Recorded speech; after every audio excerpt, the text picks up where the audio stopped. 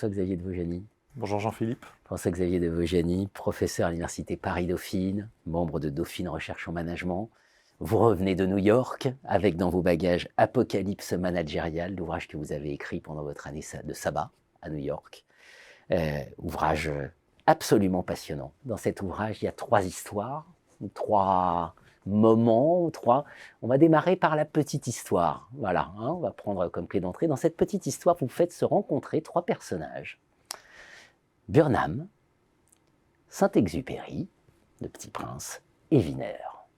Alors, racontez-nous ce dîner dont vous nous tracez les dialogues, évidemment sur un registre de fiction.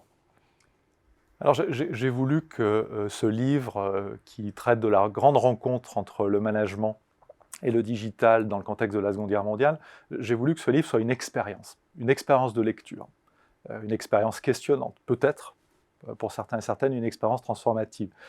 Et j'ai construit 3 structures narratives différentes. La première, c'est celle dont on est en train de parler. C'est ce que j'ai appelé la petite rencontre, qui est la narration à hauteur d'hommes et de femmes.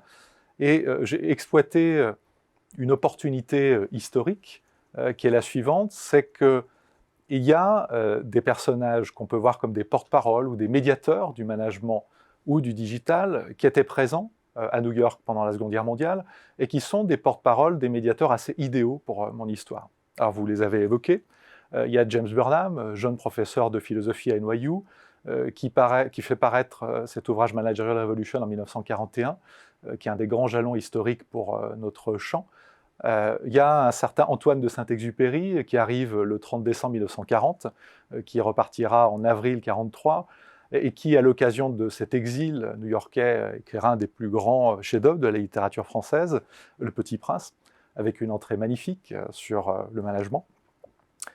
Et puis, un 3e personnage que j'ai souhaité utiliser pour cette histoire à hauteur d'hommes et de femmes, Norbert Wiener, qu'on peut voir comme un des grands-pères de la cybernétique.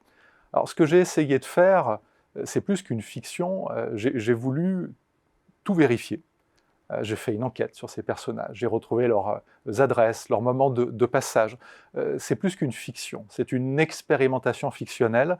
Je voulais que des personnages qui auraient dû se rencontrer, quand on voit quelles étaient leurs adresses, leurs moments de présence, c'est assez mystérieux qu'il n'y ait pas eu effectivement cette grande rencontre.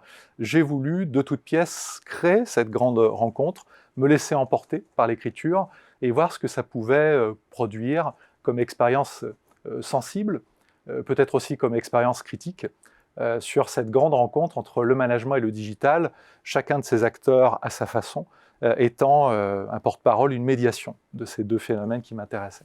Et un regret d'ailleurs que vous exprimez de ne pas avoir introduit dans cette expérimentation fictionnelle Hannah Arendt, notamment, dont vous dites, hommes et femmes, finalement il n'y a que des hommes.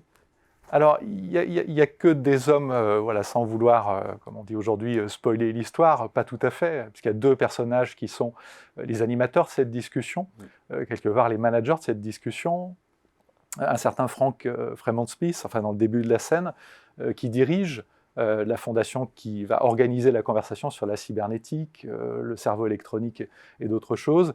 Et bien sûr, Margaret Mead, très grande anthropologue, très grande new-yorkaise, conservatrice à cette époque d'un musée assez connu à New York. Donc, pas tout à fait. Cette sensibilité féminine, au-delà d'ailleurs d'une présence féminine, je pense qu'elle est très présente. Dans un monde qui était extrêmement masculin, j'ai souhaité aussi faire résonner une absence marquante de beaucoup de choses sur le futur. Beaucoup d'éléments de la vie privée, d'ailleurs aussi, des uns et des autres. Et pour nous aider à comprendre, c'est une entrée sensible, délibérément sensible, pour comprendre l'apocalypse managériale. Merci François-Xavier de Vaugiany. Merci beaucoup. Merci.